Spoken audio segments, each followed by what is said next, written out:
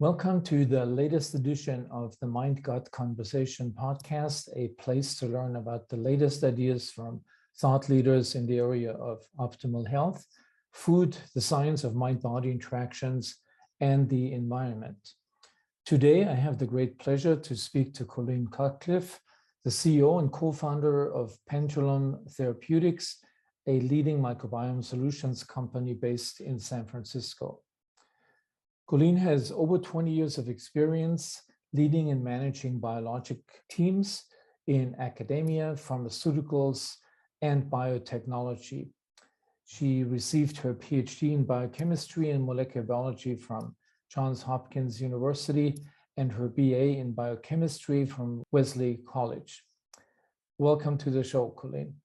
So I would like to start with this question, Colleen. How did Pendulum get into the business of live microbial therapies, and what's been the steps from the initial studies to the current products that Pendulum markets? Yeah, it's been a longer road than I think we thought it was going to be. But when we first started Pendulum, it's me and my two co-founders. We're all three scientists, technical founders. So I'm a biochemist, Jim is a biostatistician, and John is a biophysicist. And we were working at a DNA sequencing instrument company at that time. And really what we saw was the emergence of, fantastic academic work on the microbiome and understanding that this is a new science where there's opportunity to actually create new products in a world where probiotics and yogurts have been on the shelves for decades, but there hasn't really been an opportunity to bring new ingredients here. And so the idea was, can we start to create novel products in the space that confer a health benefit that is different from all the things that have been out there for these 50 plus years? And the reason it's taken us a while is because, of course, the microbiome is a new science. And so there are many tools even that didn't exist when we started the company that we had to create ourselves. And I think that what we're very, very happy about is that not just us, but many other microbiome companies that are out there are showing that there is going to be this next generation of products that are derived from microbiome science and looking at mechanism of action of the microbiome and its relationship with the host that are going to create new products that allow us to help people. And for us, we've started with our flagship product, Pendulum Glucose Control, which helps people with type 2 diabetes. And we've recently released a second product, Akkermansia, which is a strain that you cannot find anywhere else and is really important to gut health. And so we're starting to see the beginnings of the realization of this vision of creating these novel microbiome interventions. I mean, obviously on the market right now, as you mentioned, I mean, there's hundreds of products and supplements and which are being promoted as the best and the largest quantity and the largest variety. And there's always sort of this claim, that they're scientifically proven, but that's really, I personally feel that 90% of these products do not meet these criteria. They often do not meet these criteria by the main or professional organization, ISAP, that a probiotic can only be called a microbe that, when ingested live, has a demonstrated health benefit on the host. Many of these, these probiotics that have been marketed, they have been shown to have benefits on the mouse gut or on isolated cells, but actually on the human host, that's a sort of a different challenge really that's been. And so does your product or your products, do they meet this definition of the ISAP organization? Yeah, I feel like you're throwing me a softball with that question, but yes, when we developed these products, it's really about showing efficacy in humans and what it does to the human host. And then also not just that, but also looking at the underlying mechanism of action by which we think the product is behaving. And so, I would ask when all of us sit in this problem, every consumer goes into a store and just these shelves and shelves of probiotics, how do you recommend people start to understand the difference between a label that says it's scientifically proven and a product that actually is scientifically proven? You know, what do you look for that gets beyond that, you know, those marketing claims? Well, so it's a very difficult question because it's probably the most commonly asked question whenever I give a talk: which probiotic should I take? And so my answer on that has generally been, if you're taking something that gives you a benefit, a sustained benefit, you should probably stay on it. It works for you. The evidence for controlled clinical trials in humans is much more sparse. It's really laudatory if a company that has a candidate probiotic, if they're willing to take the risk and invest the money to do a clinical trial. That to me is a criteria. So there's you know, a couple of new companies that are doing this, and we all know these clinical trials are extremely expensive. The big risk, if you have a successful product on the market and you do that study and spend $200 million, you might shoot yourself in the foot because it may turn out that it doesn't meet the criteria. And so I think this is one of the main reasons why we haven't seen more of those clinical trials. But I'm encouraged, and I strongly endorse these companies.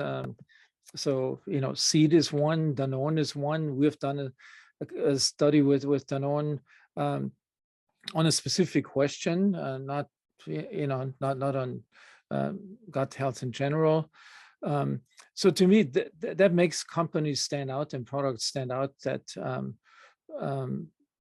I would endorse, you know. And it's, I think, or I hope in 5 years from now, there's more, the outcomes from these big clinical trials will be positive, and we will be able to say, okay, now there's 2 products on the market or 3 products that really have a health benefit, either gut health in general or specifically like what Pendulum has done on metabolics, on type 2 diabetes. So I think we'll get to that point.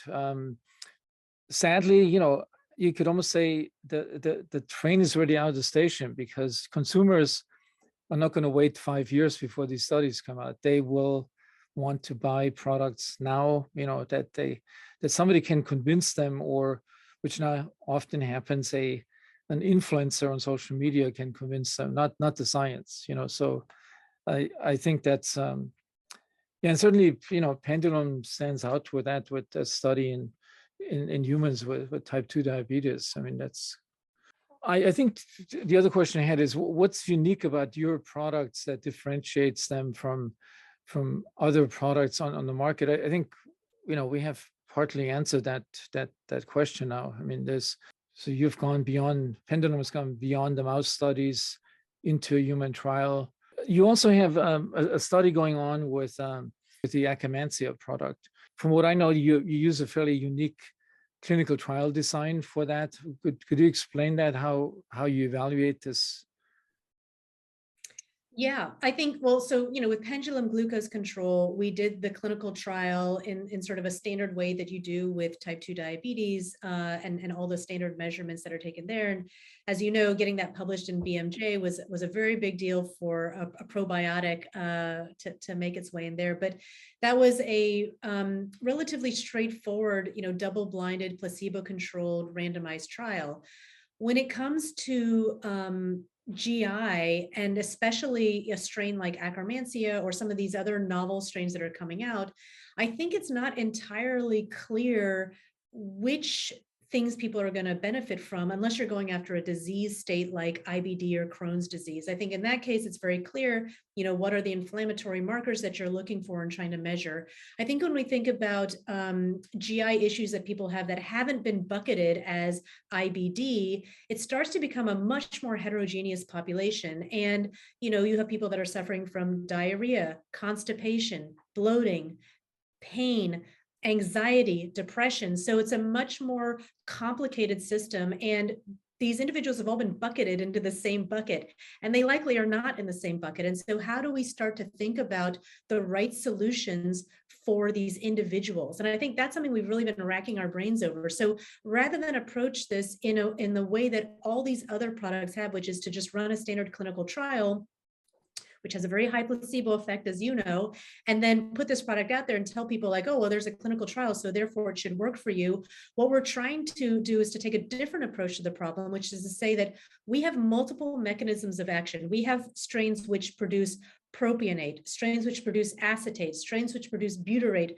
We have strains which are able to help upregulate GABA. We have strains which are going after, the free radicals and things like that. So we have different pathways of the microbiome that we think are important. And for you as an individual, we don't know exactly what is the problem that you're suffering from. And we don't just want to throw the kitchen sink at you. And so how do we bring people into a program? And this is what we're getting ready to launch, which is to bring people into a program and to have them run their own trial essentially on themselves. So try a formulation. We will give you the symptomatic test, which actually, Dr. Meyer, you're one of the co-creators of, and then also microbiome test and nutrition coaching, and really try to understand how is this formulation working for you and how is it not working for you, so that we can figure out what's the next thing to add on, and to really take people through this cycle where they're getting data back on what's working for them symptomatically and their microbiome,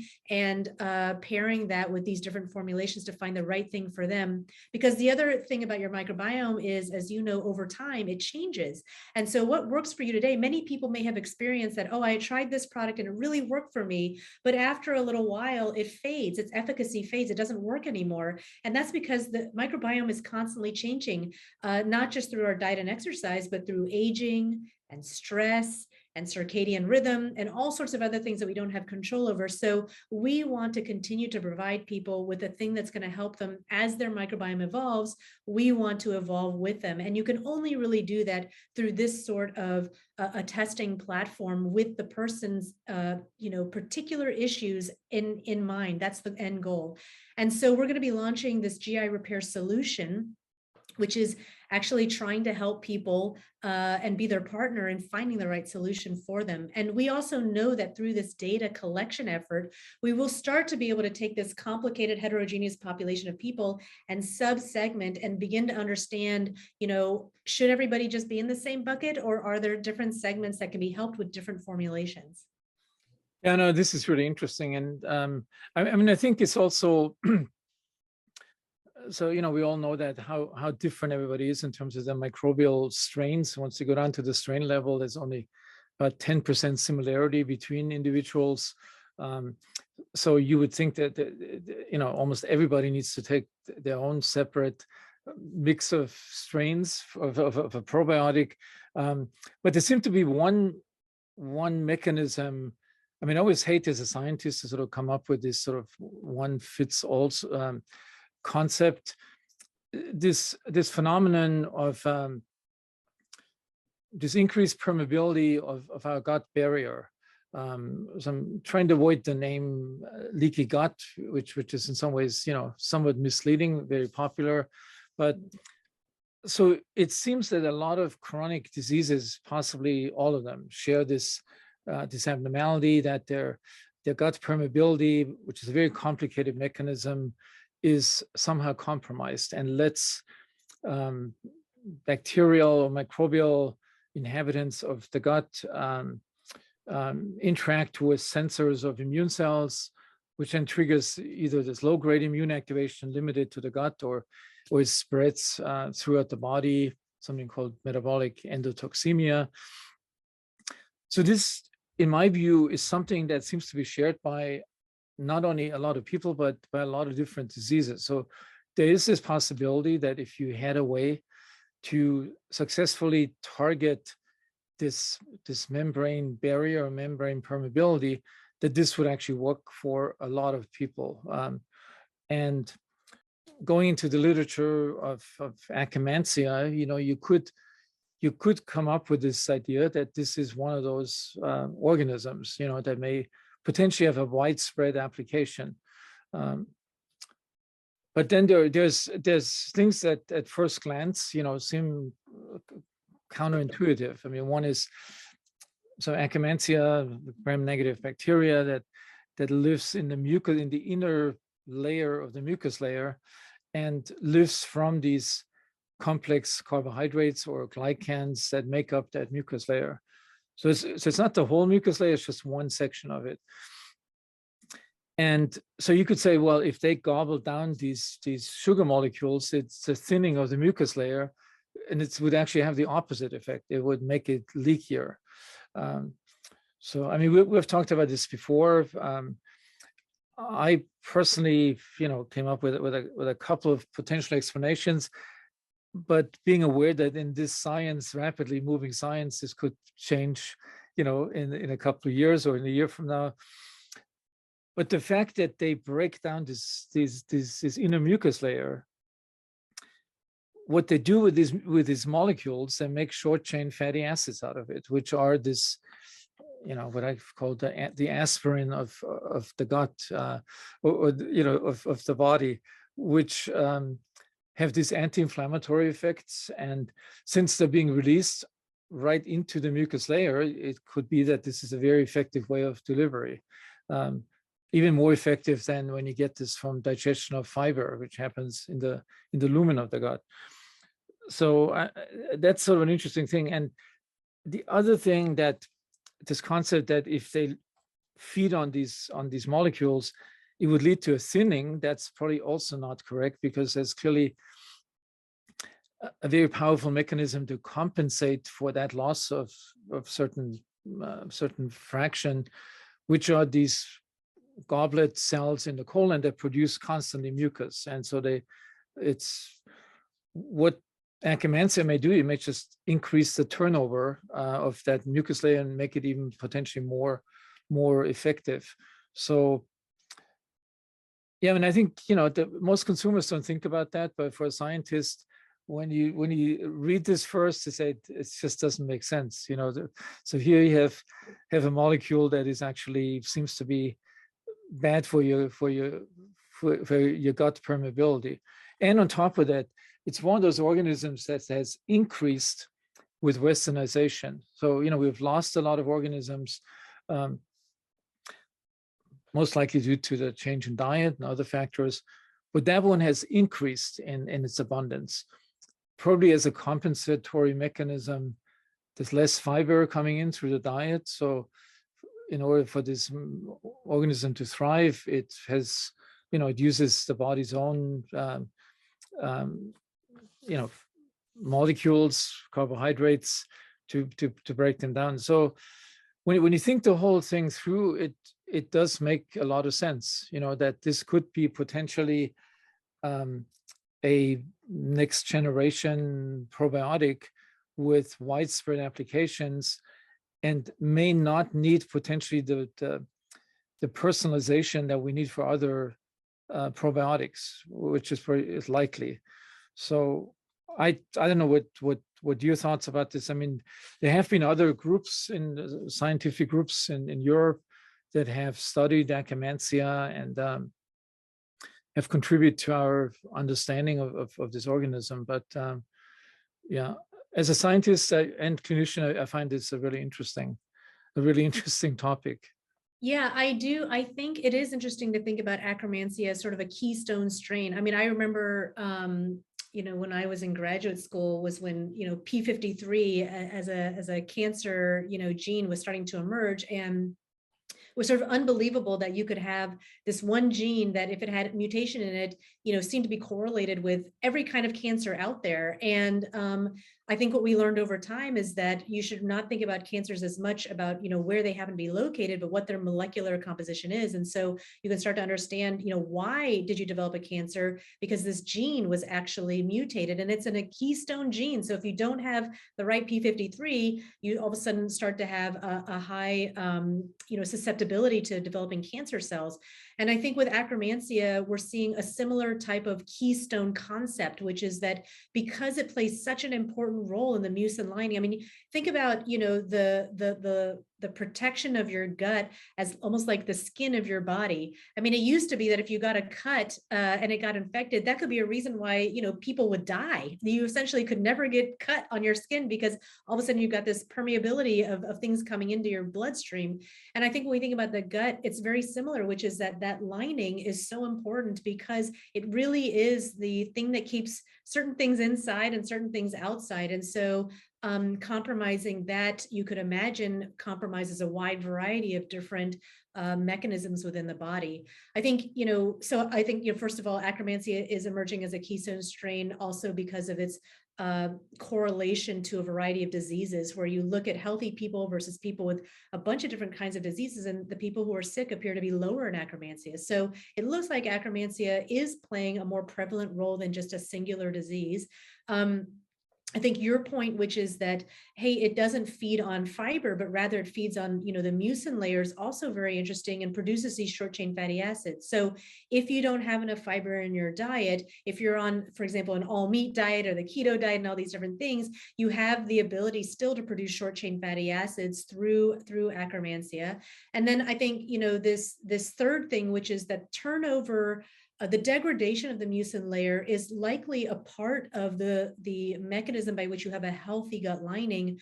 That is something that I think is super interesting. And I'll also give the caveat that you gave up front, which is that this is still a very early science. So everything we say today could be proven wrong in a couple of years. But, I did my PhD work at Johns Hopkins on the ubiquitin pathway.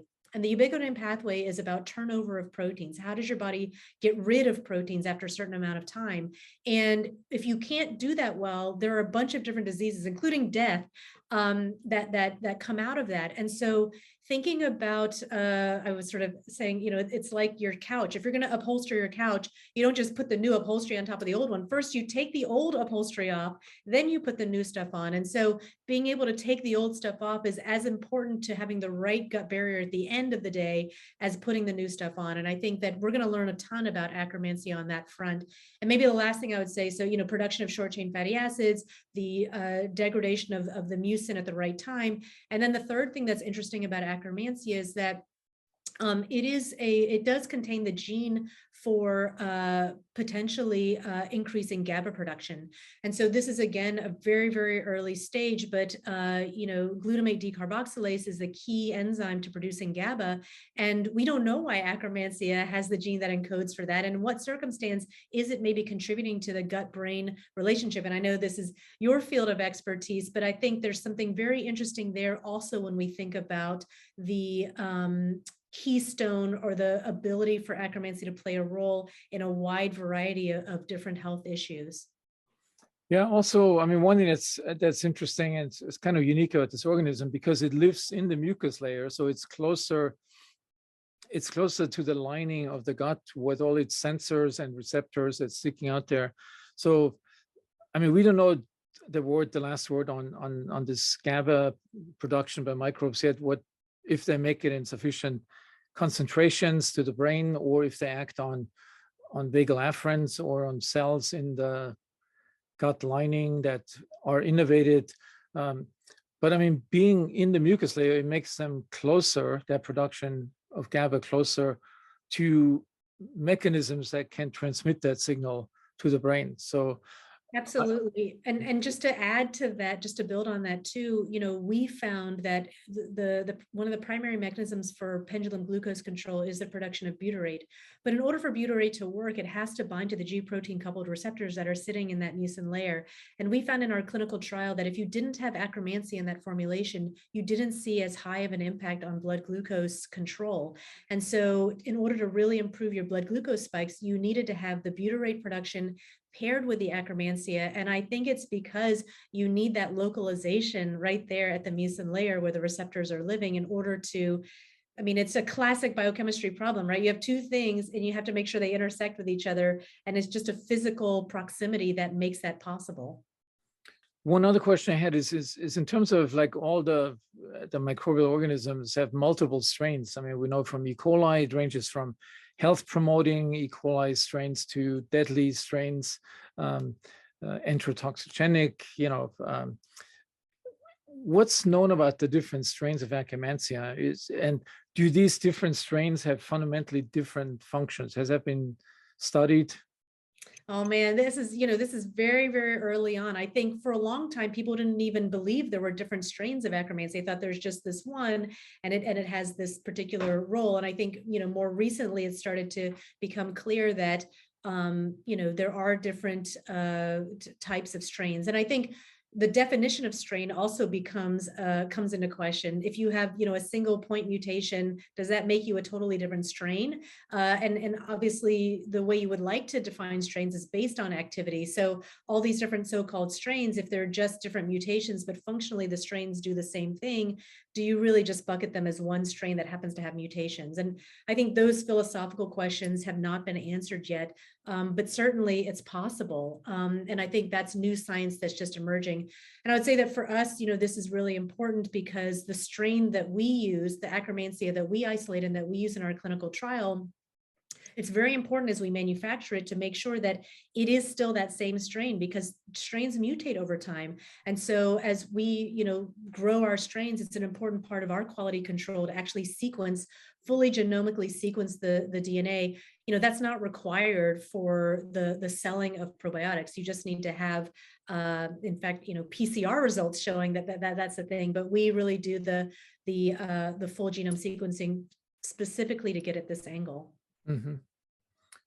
Let me come to the last question. We've touched on this a little bit, but I mean, how do you see the future of next generation probiotics? I mean, this is obviously a wide open field with some major players that have entered this, and likely we're going to see a lot of activity in that space. So, as from a pendulum standpoint, how do you see that field emerging in the next 5 to 10 years? Well, I just think it's such an exciting time to be in this field because there are hundreds of new things coming out every day. And the question over the next 5 to 10 years is, how can all of us, companies, academics, clinicians, all work together to help educate the public so that they can understand what is the difference between a probiotic with real efficacy behind it and somebody who's just trying to sell me something to make a quick buck. And I believe that we are going to get there through education and products that actually deliver on a promise. Yeah, thanks again, Colleen. This was a real pleasure talking to you. I should disclose at this point, I have been a member of the scientific advisory board of Pendulum. And, for me, I don't do this for every company that I'm asked by. And I'm kind of selective. And I think scientific evidence and rigor and transparency are definitely criteria that are essential for me before I spend my time doing that. And so I'm looking forward to, more studies in the future, more interactions, and, wish you good luck with this ongoing or starting trial on the Akkermansia study. Thank you. And thank you so much for having me and for being an advisor to us. And it's been super helpful to get your guidance and, of course, the latest and greatest thinking on the microbiome and really starting to figure out how do we help create solutions for each individual out there and their needs. Thanks, Colleen.